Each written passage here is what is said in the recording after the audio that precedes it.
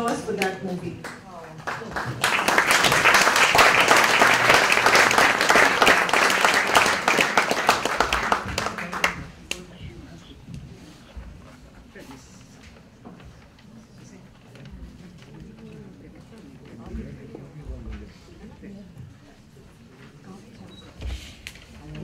I'm delighted to hand over to Radhika Thakurji. Radhika, besides being the president of Hill+Knowlton, also has a special place in my heart because she's one of the Ananta Aspen Leadership Fellows, and very proud to have her here with us from Delhi, moderating this session. Radhika had actually watched this film during the Catalyst seminar which we had in Delhi, where it was first viewed in motion, and you know, that's how things start moving, and we kind of decided we've got to show this all over. And I know Vibha has been traveling really all over India and abroad, you know, screening this. So with that, may I hand over to Radhika? Thank you so much, Rashmi.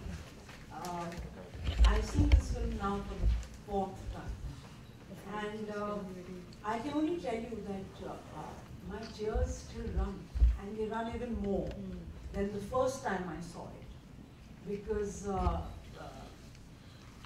the most telling part of this story is where are the daughters and mothers of India, and how marginalized they are, and what is the kind of cruelty that our society is actually still showing, reflected in the fact that there were 309,000 reported crime against women last year.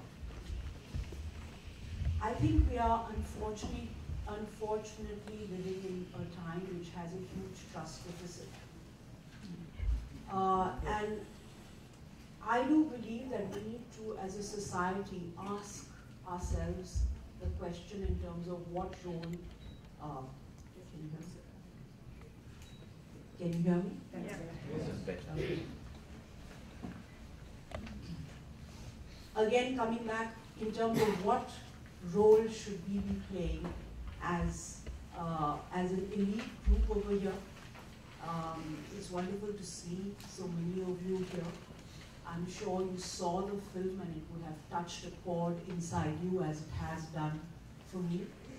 And I think I have to thank Vibha for taking the cause up in such a sensitive and beautiful manner in terms of what she has shown. And this is just the tip of the iceberg. There is so much more that lies underneath. And I think a film like this is actually aimed for deeper discussion. What is the status of women? How should we as a society behave towards them? How should we feel when something goes wrong? Who do we feel for? And how do we take it up? And how do we stand up as women? How do men see women? I think these are some of the conversations that we need to take back, each of you need to take back to your homes. On the 25th of November till the 10th of December, the UN is creating an awareness program around gender sensitization and women and violence. And what they have said is that let's take the color orange, and we should highlight with this color the issues around women and violence. And I do hope that each of the men and women will take that back after this conversation that we are going to be having. I would like to sort of ask Vibha, and you would have seen that she was obviously inspired to make this film. I'm sure all of you would like to know what is it that inspired you to make this film, what you felt around it, and the sheer emotions around it. We'd love to hear what you have to say, Vibha. First of all, do I need a mic? Yes. Yeah, okay. First of all, really a very big thank you to each one of you. A documentary, you know, it has its own pace. It's slow, it has no script. And so really thank you very, very much for a very patient watch. You know, there are a lot of people to thank. I'm just the storyteller in the film. So there's a lot of people to thank. But what made me do this? I am a filmmaker. What I saw after Nirbhaya's death was something that I had never seen anywhere in the world. I don't think any country has reacted to a gender crime the way India did. And at that moment, I really had my head held high because we reacted. And we reacted in a way where everybody got together. It didn't matter whether you were man, woman, old, young, everyone came together.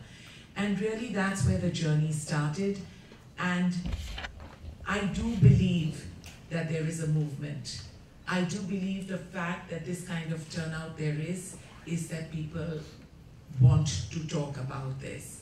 And I really hope that we don't lose that momentum. What happened should never be forgotten. And if we can just continue the dialogue, that would be enough. Really, this is just one film, but the kind of response we've got it just shows that, you know what, I think we are ready, and we are ready to break that silence. In fact, just before this screening, we had a session with the media. And as one of the Ps, which is the press, it was a very good session. There were some excellent questions that were asked. I think what was most heartening was to see that the press in Calcutta cared about what was happening. They hadn't seen the film, and I'm sure they're sitting here. But it was a 45-minute, very valuable discussion, because one of the things that we did talk about was how they represent women and where is the story that needs to be told as far as the press is concerned, and how they shape the mind of societies.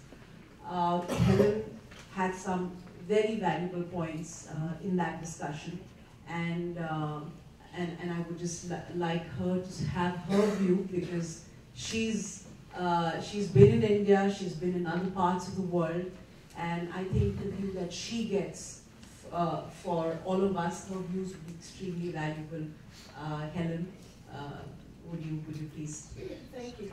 I hope that you can hear me. I think I might have gotten the mic that's not quite working. Is it working?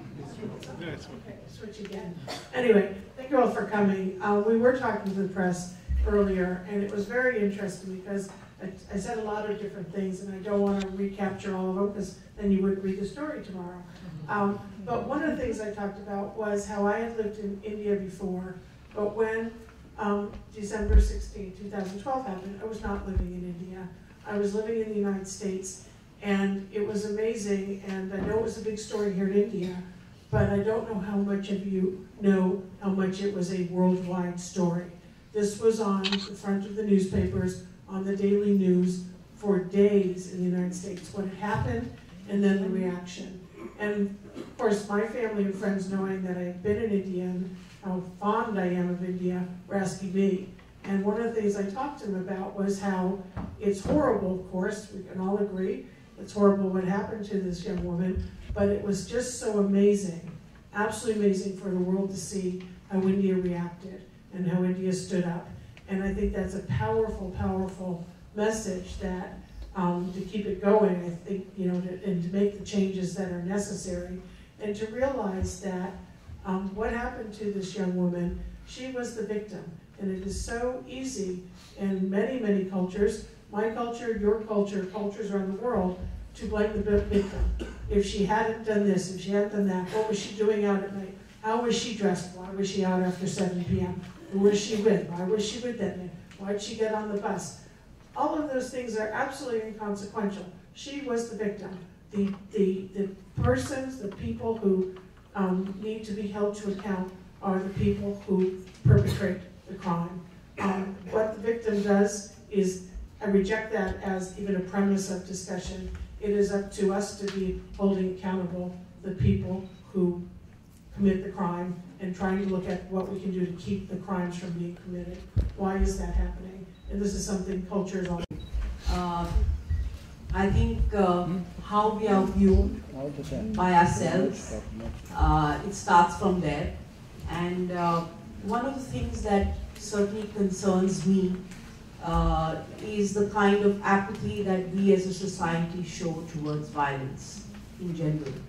As long as it doesn't happen to me, as long as I'm not affected, I'm not going to really talk about it. I don't want to take any actions around it. I don't want to even be part of it. I think that is an attitude which has to change. And I think, again, I would like Vibha to talk about the fact that you went around meeting many parts of society, and you saw different reactions from different parts of society.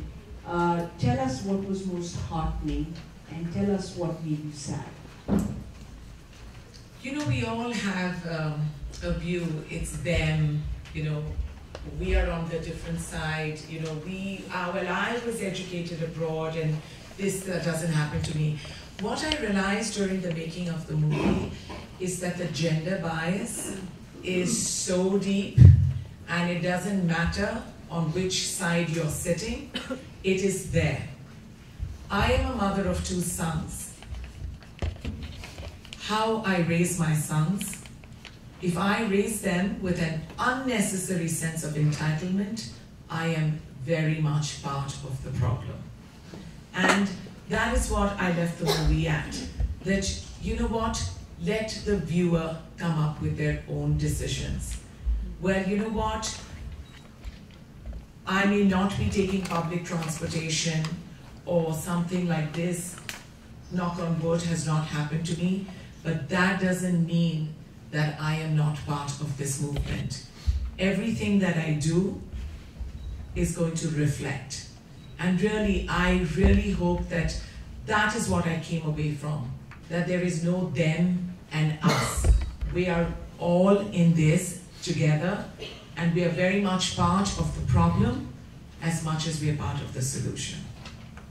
So really, I really hope, I know that we've got a certain section of society, and I keep going for, you know, for the screenings, and I meet, you know, different types. Sometimes I'm in schools, sometimes I'm in colleges, but you know what? We all have that responsibility.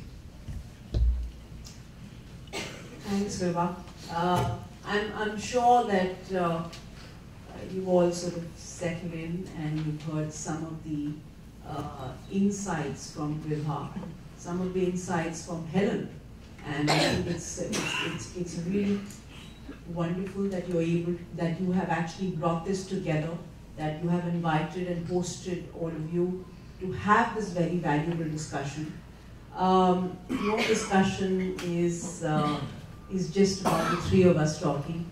I would like to, and I'm sure I'll have questions from the public at large, which is you. We can have some, yeah. I'd love to hear Calcutta talk. Hi, my name is Moshumi, and I work for trafficking of girl child. You know, I'm a criminologist by profession. So when this gentleman was a sociologist, he kept on harping on the point that we have this ingrained concept of Kanyadan, which is something which came from the word Kovridan, because a child was given away in marriage when she was very young. Don't you think somewhere in the film it should have been covered that a child is actually raped sometimes, because there's this myth that if you have sexual intercourse with a child, some of the sexually transmitted diseases and HIV, if you are a patient, is cured and you gain youth and vitality. That's a myth which people do carry. That's the only reason a girl child, especially the one who are very young, are sold at a very high price. I think it should have been mentioned somewhere, because I do come across too many girl childs being trafficked for that reason. Can I take this? Yes, absolutely. You know, we were filming for over a year, and there was so much to be put in that to put 45 minutes together, really I could have covered so much more. And you know, this also came up about this whole thing. It also came up for the fact that, you know, children they were having sex with children because they were an easy prey. You know, there was so much addiction to pornography going on, and you see your neighbor pass by, all you need is a chocolate to get the little child in. So really, I think, you know, as a filmmaker, one did one's best in terms of putting as much as one could without then losing focus. But really, I had hundreds of hours of footage, and you know, one could make it into a 1.5 hour feature, but we decided, you know what, we keep it at 45 minutes and I keep it targeted, and whatever message comes across. But I absolutely appreciate it, but there was, you know, just with that limited time, this is all that we could do. But absolutely, this was very much part of it also.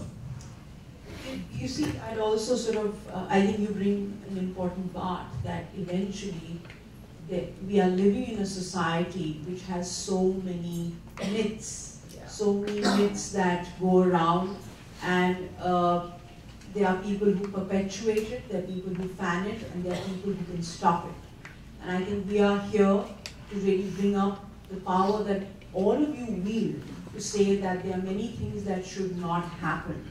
There are many, women should be able to say no. The victim should not be victimized. The fact that there's this entire circle of shame that comes to the woman, to the victim. Why? I think some of the questions that I would ask all of you to ask yourselves, and go back and say, and have that discussion with your daughters, with your wives, with your friends, to say that women should stand up and women should respect each other. We should respect ourselves, and I think that those myths are part of this entire milieu which subjugates the daughters, the mothers of India. Yes. Yeah, okay, sorry, yes. We'll get the mic to you. Yeah. Can I speak, Sita? Yes, of course. Good evening, ma'am, and congratulations. Like, you did a really great job. Incidentally, I'm working as a judge. Have worked as a fast-track judge and as a juvenile justice board principal magistrate as well. And I'm not very proud to be that at this very moment, because I failed. My only concern is, when I write a conviction, yes, there is a sense of satisfaction of a job well done. But when I write an acquittal, which is almost more than double the time, especially in case of only rape or sexual assault I'm talking of, rest of the offences is much more. The rate of acquittal is much more. Almost 93% goes for acquittal.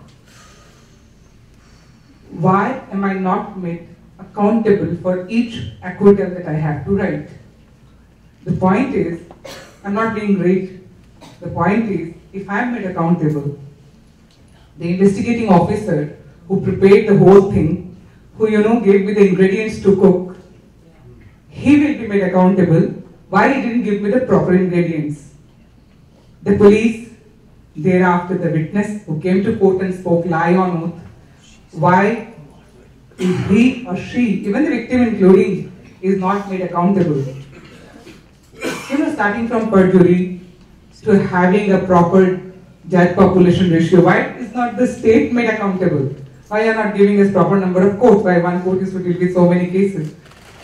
You know, the whole thing boiling down from top to bottom, the only thing lacking and the most important ingredient lacking is accountability. No one is made answerable for, like, why did you do it? And why didn't you do what you had to do? Me including. How can we address that? I think that's an absolute, coming from a judge. Yeah, I certainly salute it. And accountability. The thing is that as a society, we have to ask ourselves, are we accountable? Sitting here, and thank you so much for being here, but each and every one of you are part of the same society that allows for this kind of violence to actually happen. And I hope that this group will take away, I think, a very important message that you bring to the table, that are we accountable to our society? Because normally accountability is, are you accountable to yourself? Are you accountable to your family? But do we move beyond that? And are we accountable beyond that? I think when that happens, we'll start caring about people we don't know. And accountability has to expand beyond. I would love to hear what you have to say, Helen. Thank you.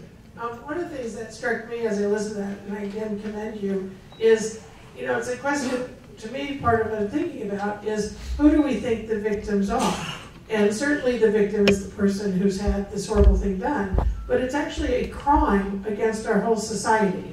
And so moving it away from the victim into the society and saying, you know, when this happens to somebody, it's happened to everybody, and what are we as a society going to do?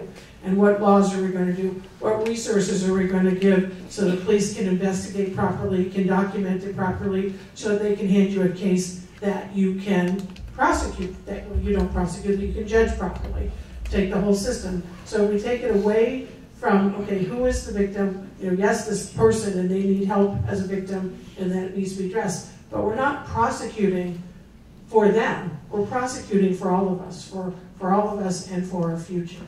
Absolutely. This is the whole thing, really. You know, if we start asking questions to ourselves, we get closer to the solution. And this is what it is. Each one of us has to be accountable. You know, and the fact that you've raised that, really, I hope we all go back in whatever, you know, you may be as a judge, I may be as a filmmaker, someone is a mother, keep questioning yourself. Yes. Very good evening to everybody. I congratulate you for this wonderful documentary.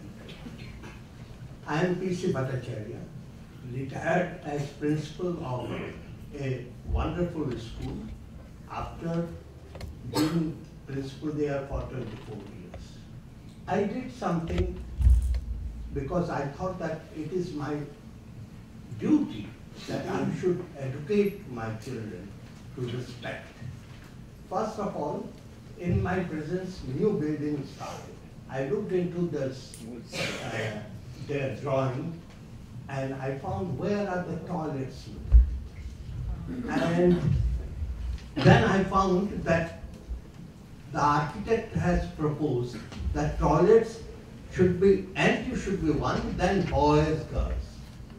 I objected to that. And I said that, look, it is because growing children, particularly boys, they are very much eager to see the future of opposites.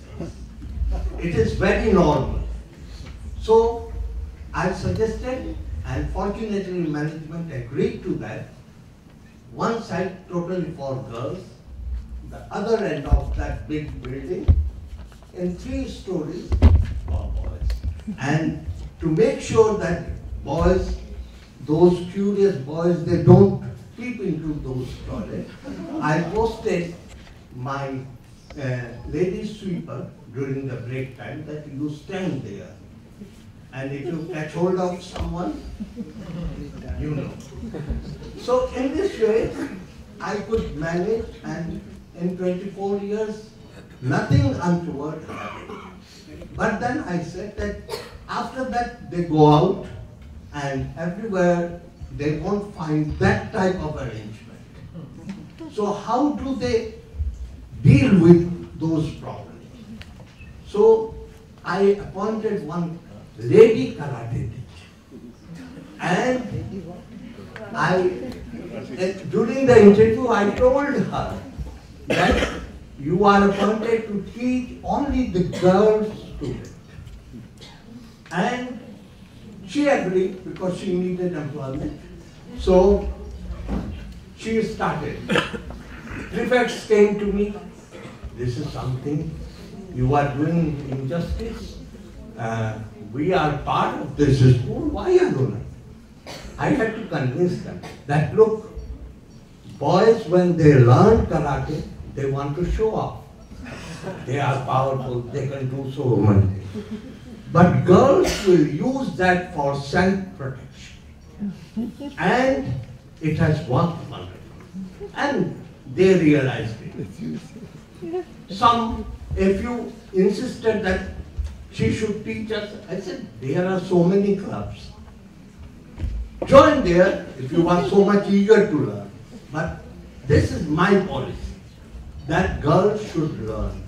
And there I had to tell something to the karate instructor, which with much apology I want to tell you, that teach them to kick where it hurts the man.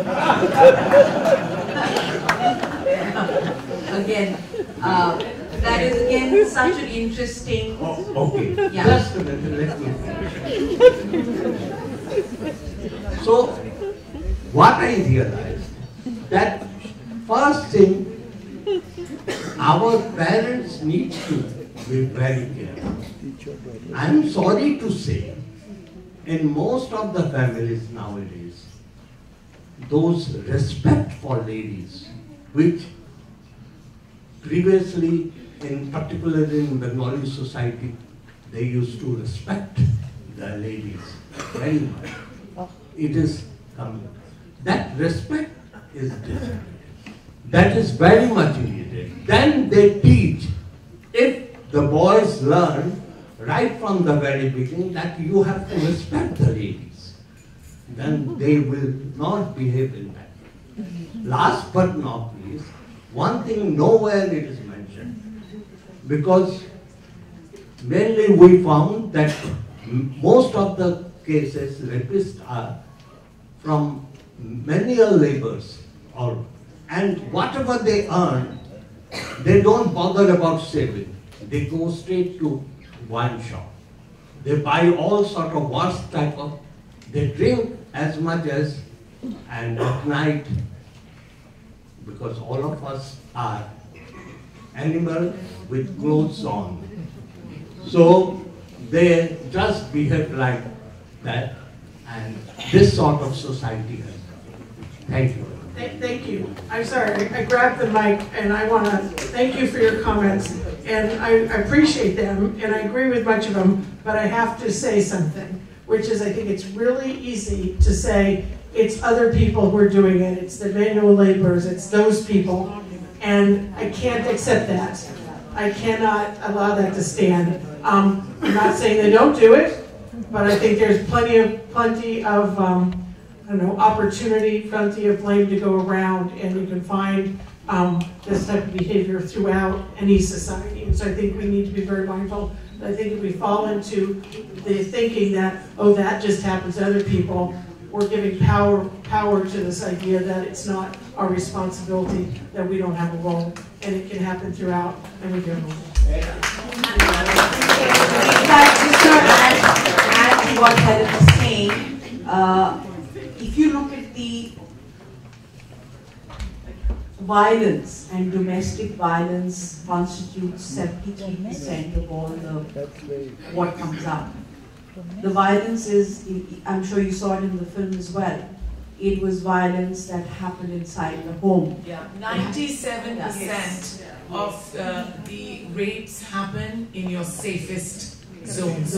What happened to Nirbhaya, where there is an abduction, is only 3%. And that's what the police commissioner stated in the film. When you look at the people that he's mentioning, you know, your cousins, your neighbors, your tutor, your whoever it is, that's part of our safest zone. So we are all in it. Each one of us are in it.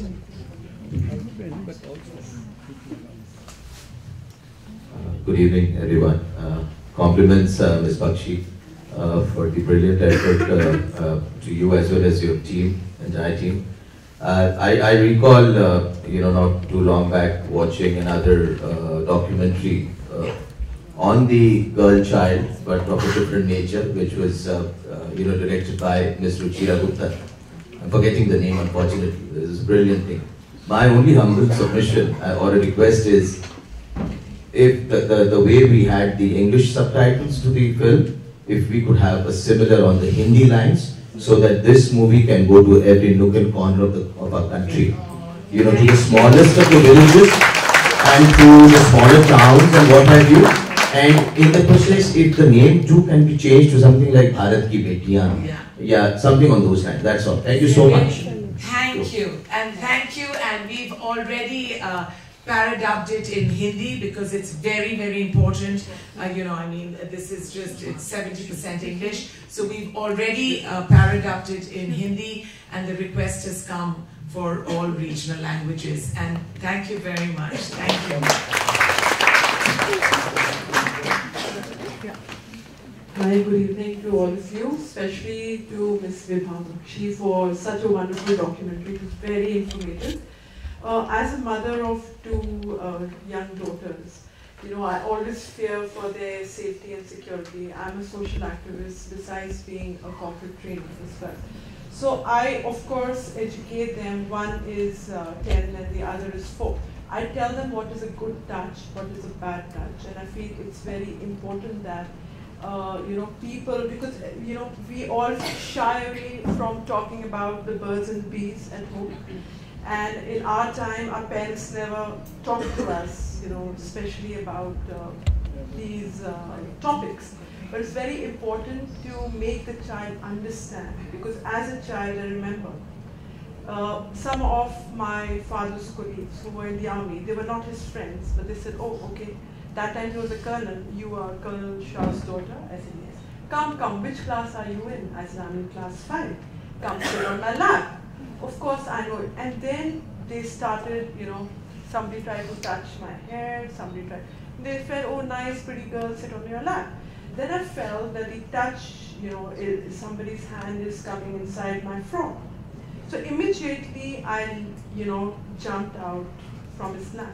Because I was not a woman, I was probably a 9 or a 10-year-old girl. But I could make out that it was not exactly an uncle's touch or a good touch. So I immediately jumped out from his lap, because that was the first time I felt violated as a child.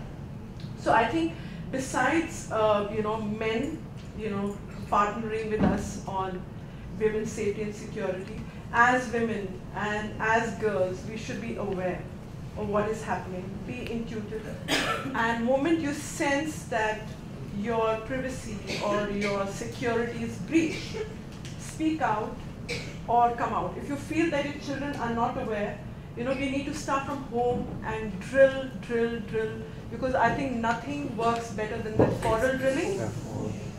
I feel that choral drilling is something that works. If we can educate our child and say, see, this is what happened to me. So I was quick enough to react and know that this is not a good touch. That is why it's very important that the silence is broken. We did not talk about it earlier, and honestly, I am the filmmaker and everyone's like, oh, she's very brave and all, but really if something like this was to happen to me, you need a lot of courage to speak about it, because you can topple that boat in the family.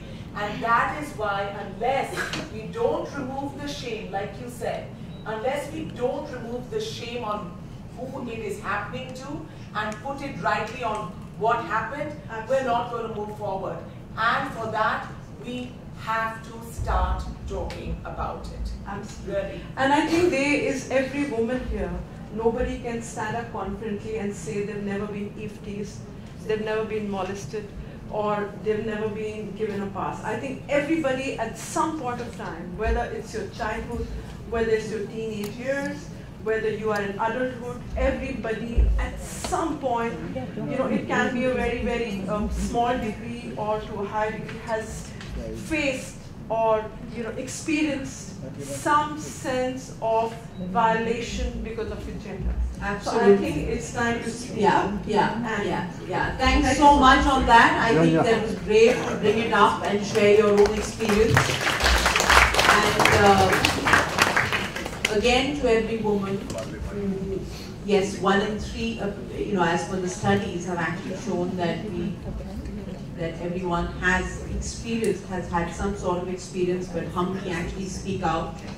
I think as a society we have to, as they mentioned, we have to respect ourselves, to respect women, to respect men. I think that's a very important message that certainly comes out. I think this is going to be the last 2 questions that I have over here. Yes. Congratulations again on a very well-made film, and this conversation as well. It's headed absolutely in the right direction. I want to quickly talk about 2 instances that happened subsequently to first Nirbhaya and then Guria, which is more recent, namely the Badao case, which really shocked. Anyway, I'll come to that in a bit. And something even more recent, which is the video that went viral of the Rohtak sisters. I'm going to come to my question subsequently, but I just wanted to quickly update everyone on the situation there. I'm not sure if you're aware. The video which went viral and won lots of accolades, subsequently there was a lot of reporting that happened where they were being termed as serial bravehearts, because apparently there's been another video which they filmed again, where they've sort of beat up the people who were molesting them or teasing them, and the shaming has started. That how is it possible for women to have 2 molestation experiences in their lives? How is it even possible? I travel by public transport every day, twice a day. It happens to me at least once, every single day. And so it really shocks me when other women, reporters, senior people of the press, start shaming victims, and they aren't even victims, One of the things which has come out in the light of this event is that they are of lower caste, while the men they took on were upper caste jobs, comparatively upper caste, and they were training for the army. Badao sisters, exactly the same thing. So my question is it possible to talk about gender violence and gender rights in absence of some kind of caste discussion? That was the one critique I would have for the film as well. I wish there was that element because of the triple layer of caste, class, gender that women tend to suffer from, which is, I just like some of your comments on that. That's for you. Yeah. You know this whole thing, I did a film in the United States on gender violence, and we always think that it is happening to a certain section in society, and we made a concerted effort to basically show it was a very well-established family in the United States. Her husband, who was beating her up, was given the award by the United Nations. He was the top lawyer. Of course, he slapped a big suit on us, but to show that this can happen to anyone. Yes, of course, when the whole caste thing happens, it's a matter of who has power. right? The ones who, whether it's a caste thing or even if it's a monetary thing. So even if we were all equal by caste, but if we were just class divided, right, there would be an issue. Because the person who thinks they have more power feels they get away with it, and chances are they do get away with it. I saw that with the police.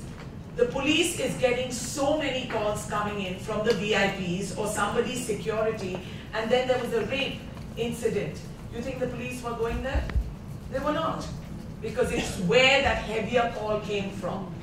That's the way it is. In the United States, the police versus how many people they have to take care of is very balanced.